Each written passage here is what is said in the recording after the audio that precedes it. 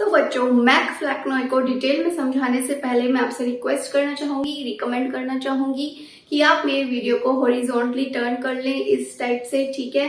अगर जब आप इसे हॉरिजॉन्टली टर्न करेंगे तो आपको मेरे बोर्ड पर लिखा हुआ एक एक वर्ड क्लियर शो होगा। तो आज की वीडियो में मैं आपको एक्सप्लेन करने वाली हूँ मैक फ्लैक्नोय, जो कि एक पोयम है। किसकी पोयम है? जॉन ड्राइडन की पोयम है, ठीक है। पोइट का नाम सभी लोग जानते हैं, कॉमन है, इसलिए मैंने नहीं लिखा कहीं भी। और सारा एक्सप्लेनेशन मैं आपको डिटेल में करूंगी, शॉर्ट में नहीं करूंगी, ठीक है। बिकॉज मैं जो भी एक्सप्लेनेशन करती हूँ अपने चैनल पर वो आपके एग्जाम के पॉइंट ऑफ व्यू से करती हूँ, और एग्जाम में हर एक चीज को एनालाइज कैसे करना है वो भी आपको बताती हूँ, ठीक है। इसलिए मेरे वीडियोस थोड़े लंबे होते हैं in comparison to other channels, ठीक है। बाकी चैनल्स पर आपको शॉर्ट में समरी मिल जाएगी। मैक फ्लैक्नोय की भी कुछ खास लंबी स्टोरी नहीं है, बहुत ही छोटी स्टोरी है, ठीक है। इतनी छोटी स्टोरी है कि मैं 2 मिनट में आपको बता के खत्म कर सकती हूँ, बट मुझे आपको एक्सप्लेन करना है एग्जाम के पॉइंट ऑफ व्यू से। How can you explain in exam? और जो भी पॉइंट्स मैं आपको बताऊंगी उनको आप अपने आंसर में भी अपनी लैंग्वेज में बनाकर यूज कर सकते हैं, ठीक है। But do not copy my words. चलिए, मैक फ्लैक्नोय के कैरेक्टर्स और इसकी समरी सब कुछ मैं हिंदी में एक्सप्लेन करने जा रही हूँ without wasting any more time. Let's get started. तो सबसे पहले मैं आपको बताऊं बच्चों, ये जो पोयम है ये लिखी गई थी 1678 में, और 1679 दोनों में कोई एक ईयर है, ठीक है। क्लियरली ये मेंशन नहीं है कहीं भी।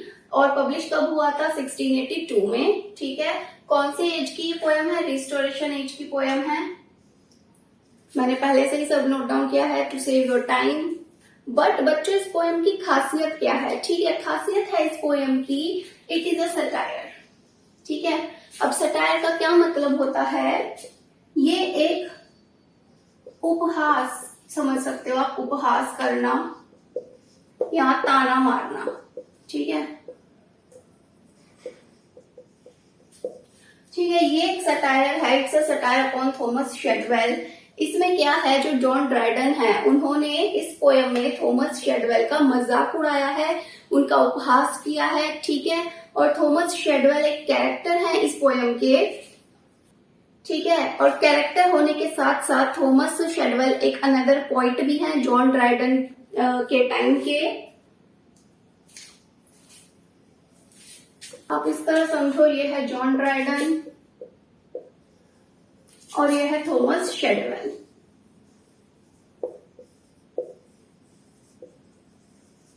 ठीक है। तो होता क्या है, जो रिस्टोरेशन एज चल रहा था उस टाइम इंग्लिश लिटरेचर का, उस टाइम ये भी एक पोइट थे और ये भी एक पोइट थे, लेकिन इन दोनों की कभी आपस में बनती नहीं थी, ठीक है। जब भी थॉमस शेडवेल कोई पोयम को पब्लिश करते थे तो उनकी पोयम इन्हें पसंद नहीं आती थी, और जब भी जॉन ड्राइडन कोई पोयम पब्लिश करते थे उनकी पोयम इनको पसंद नहीं आती थी, ठीक है। और ये मैं आपको समरी नहीं बता रही हूँ मैक फ्लैक्नोय की, ये एक सच्ची कहानी है, ठीक है, इट्स अ ट्रू थिंग। तो फिर ये दोनों क्या करने लगे, एक दूसरे को जवाब देने के लिए ये एक दूसरे के नेम्स को या किसी भी या फिर किसी भी अनदर फॉर्म में अपनी पोयम में इंक्लूड करते थे, और फिर ये एक दूसरे को ताने मारा करते थे, ठीक है। यानी कि एक टाइप से वो लिटरेरी अटैक्स करते थे एक दूसरे के ऊपर, वो अपनी अपनी पोयम्स के थ्रू, ठीक है। तो इसी तरह जॉन ड्राइडन ने भी किया, उन्होंने एक सटायर लिखा। सटायर यानी कि वही एक ऐसी पोयम जिसमें उन्होंने इनका मजाक उड़ाया है, और ये सटायर लिखा उन्होंने थॉमस शेडवेल के ऊपर, ठीक है। ठीक है, इन शॉर्ट में आपको बताऊं तो जो जॉन ड्राइडन है वो शेडवेल को बिल्कुल बेवकूफ मानते थे, ठीक है। वो सोचते थे कि इनमें पोएम्स लिखने की अक्ल नहीं है, इनको बिल्कुल समझ नहीं है पोएम को कैसे डिजाइन करना है, कैसे उसमें शब्द डालने हैं, ठीक है। तो ये एक तरह से थॉमस शेडवेल को बिल्कुल ही बेवकूफ और डल इस टाइप का पॉइंट समझते थे, ठीक है। तो इन्हीं सारे शब्दों का उन्होंने यूज किया है अपनी इस पोयम मैक फ्लैक्नोय में, और साथ में उन्होंने कैरेक्टर भी डिजाइन किया है इसमें जिसका नाम है थॉमस शेडवेल, ठीक है बच्चों। तो आपको अब तक समझ आ गया होगा, जॉन ड्राइडन और थॉमस शेडवेल ये दोनों उस टाइम के बहुत ही कॉम्पिटिटर्स रहा करते थे आपस में, ठीक है। एक दूसरे से सिर्फ कॉम्पिटिशन करते थे अपनी अपनी पोयम के थ्रू, ठीक है। और अपने मन की बात को कैसे डायलॉग बाजी या कैसे ताना मार के सुनाना है अपनी पोयम में अपने दुश्मन को, वो ये दोनों आपस में किया करते थे, ठीक है। तो एक दूसरे के ये प्रतिद्वंदी थे उस टाइम, अपने अपने टाइम में, ठीक है। अब आ जाते हैं हम इस पोयम के कैरेक्टर्स में। तो बच्चों इस पोयम में सिर्फ दो ही कैरेक्टर हैं। कौन?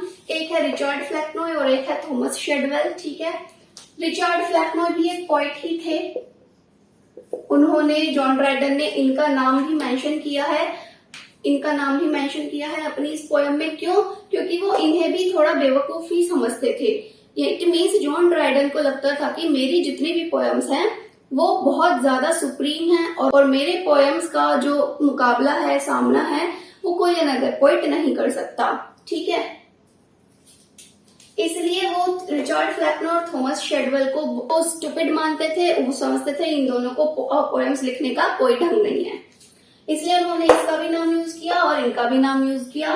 और जब ये पोएम पब्लिश हुई थी 1682 में, तो इस पोएम को पब्लिश करते टाइम एक सबटाइटल दिया गया और इस सबटाइटल का क्या नाम था? A satire upon the true blue protestant poet TS, ठीक है। यहाँ पे उन्होंने टीएस वर्ड का यूज किया है। टीएस से वो क्या डिनोट कर रहे हैं? थॉमस शेडवेल को, ठीक है, क्योंकि टीएस का फुल फॉर्म क्या है यहाँ पे? थॉमस शेडवेल। तो उन्होंने पूरा नाम नहीं लिखा टाइटल में, सिर्फ शॉर्ट में लिख दिया सटायर ऑन टीएस। तो बच्चों कैरेक्टर्स के बीच का मैं आपको रिलेशन समझा देती हूँ। ये जो रिचर्ड फ्लैक्नॉय है, पोयम में बनते हैं फादर, ठीक है। क्या बनते हैं ये? फादर। लेकिन किसके? थॉमस शेडवेल के। और थॉमस कौन है? सन। किसका सन? रिचर्ड फ्लैक्नॉय का। यानी कि ये दोनों पोयम में क्या बने हैं? बाप और बेटे बने हैं।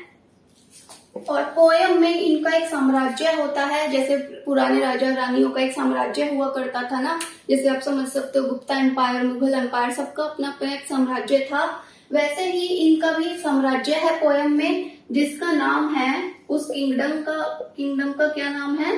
नॉनसेंस, ठीक है। नॉनसेंस यानी कि बकवास और स्टूपिडिटी से भरपूर, ठीक है। जिसमें ये एक ऐसा साम्राज्य है जहां पे जो रूल कर रहा है राजा वो भी बेवकूफ है, जो उसके बेटे हैं वो भी बेवकूफ है और जो प्रजा है वो भी बेवकूफ है, ठीक है। इसलिए उस साम्राज्य को क्या बोला गया? Kingdom of nonsense. तो उस साम्राज्य के ये जो फ्लैक्नॉय है ये राजा होता है और ये उसका बेटा है, ठीक है। और यहाँ पे मैक फ्लैक्नॉय ये नाम क्यों दिया गया है पोयम को? क्योंकि ये जो मैक शब्द है, इस शब्द का अर्थ होता है सन, यानी कि बेटा, ठीक है। सन किसका? सन फ्लैक्नॉय का, ठीक है। अभी मैंने आपको बताया फ्लैक्नॉय कौन है? पापा है। और थॉमस शेडवेल कौन बना है? उसका बेटा बना है। इसलिए मैक फ्लैक्नॉय का बेटा, ठीक है। सन ऑफ फ्लैक्नॉय, ठीक है। सन ऑफ फ्लैक्नॉय यानी कि फ्लैक्नॉय का बेटा, मैक फ्लैक्नॉय। तो बच्चों कैरेक्टर्स आर डन। चलिए अब मैं आपको इसका समरी समझा देती हूँ। बहुत ही शॉर्ट है बट आपको डिटेल में समझना है और ध्यान से सुनना है, ठीक है। तो देखो इस पोएम की जो स्टोरी है ना, उसकी जो लोकेशन है वो है लंदन, ठीक है। लंदन में ये पोएम सेट हुई है, यानी कि इसकी लोकेशन लंदन रखी गई है। लेकिन पोएम में लंदन शब्द का यूज नहीं हुआ है, ठीक है। ध्यान रखिएगा, लंदन की जगह कौन से शब्द का यूज हुआ है? ऑगस्टा, ठीक है।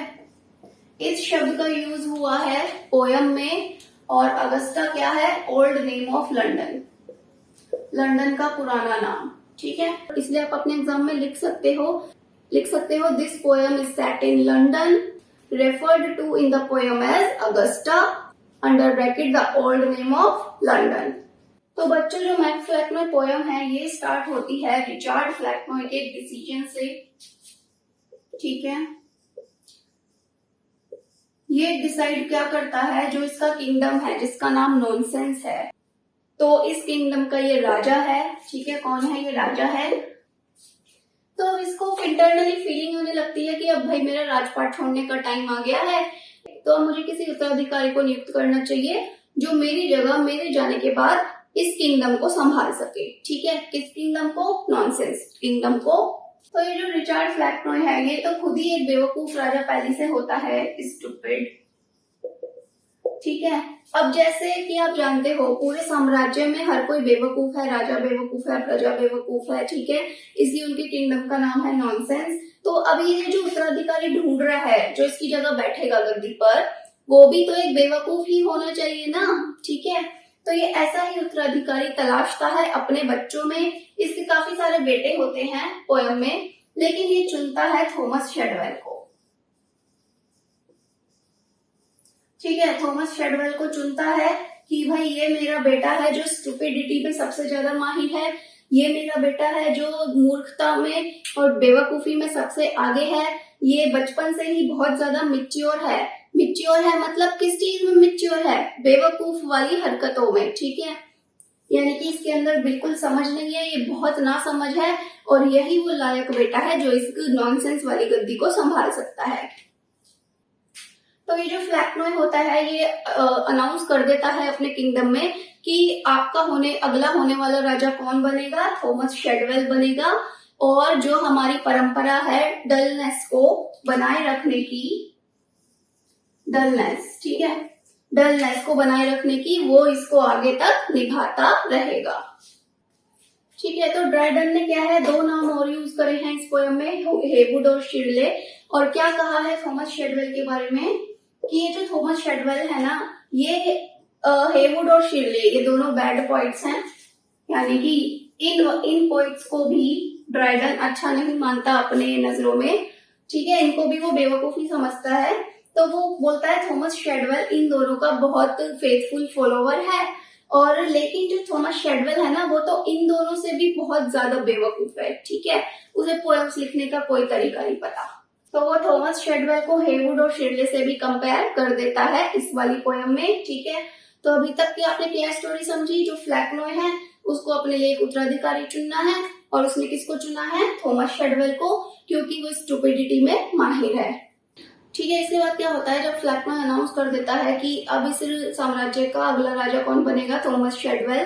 तो उसके कोरोनेशन के लिए, यानी कि राज्याभिषेक के लिए, इट मीन्स जो आगे की जो प्रोसेस होती है राजा बनने वाली, उस प्रोसेस को करने के लिए, उसको ताज वगैरह पहनाने के लिए, ठीक है, वो एक जगह ढूंढता है फ्लैक्नॉय।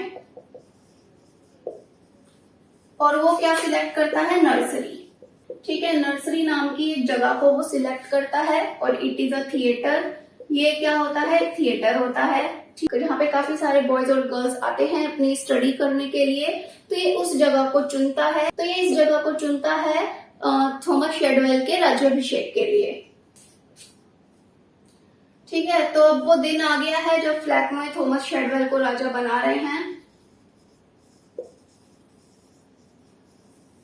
ठीक है, इसी जगह पर। और ये जगह कहाँ है? वही अगस्टा में, लंदन में। तो इसका जब कोरोनेशन हो रहा होता है और राजा बनने की प्रक्रिया चालू होती है, तब अचानक से 12 उल्लू जो है, ठीक है, 12 आउल्स, 12 उल्लू उसी स्पॉट पे उड़ने लगते हैं, ठीक है। और काफी सारी चीजें होने लगती हैं वहां पे, जो शो करती हैं कि अब नया राजा कौन बन रहा है? थॉमस शेडवेल।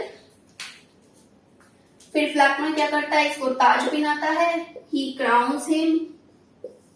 और शेडवेल जो है शपथ लेता है कि इस नॉनसेंस किंगडम की जो डलनेस है मैं उसे बरकरार रखूंगा, और मैं अपने पिताजी द्वारा सौंपा गया ये जो सिंहासन है, कैसा सिंहासन? थ्रोन ऑफ नॉनसेंस जो है, इस पे स्टुपिडिटी बरकरार रखूंगा, और कहीं भी जहाँ पे जो श्रमिक वाला काम होता है, जहाँ पे मेहनत की जाती है, ऐसा कोई काम कभी अपने साम्राज्य में नहीं होने दूंगा, ठीक है।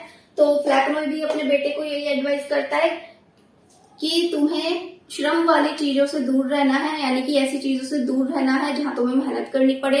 तुम्हें बस अपनी बेवकूफी को कंटिन्यू रखना है और इस गद्दी को संभाले रखना है, ठीक है बच्चों। तो ये थी एक बहुत ही छोटी सी स्टोरी मैक फ्लैक्नॉय की। और मैक फ्लैक्नॉय क्यों नाम दिया जॉन ड्राइडन ने इस पोयम को, वो भी आप समझ चुके हो। तो इस पॉइंट को आप अपने लैंग्वेज में बना करके अच्छे से एनालिटिकली अपने एग्जाम में लिख सकते हैं, ठीक है। जब भी कोई क्वेश्चन आता है इस पोयम से रिलेटेड, तो आपको पता है जॉन ड्राइडन इसका पॉइंट है।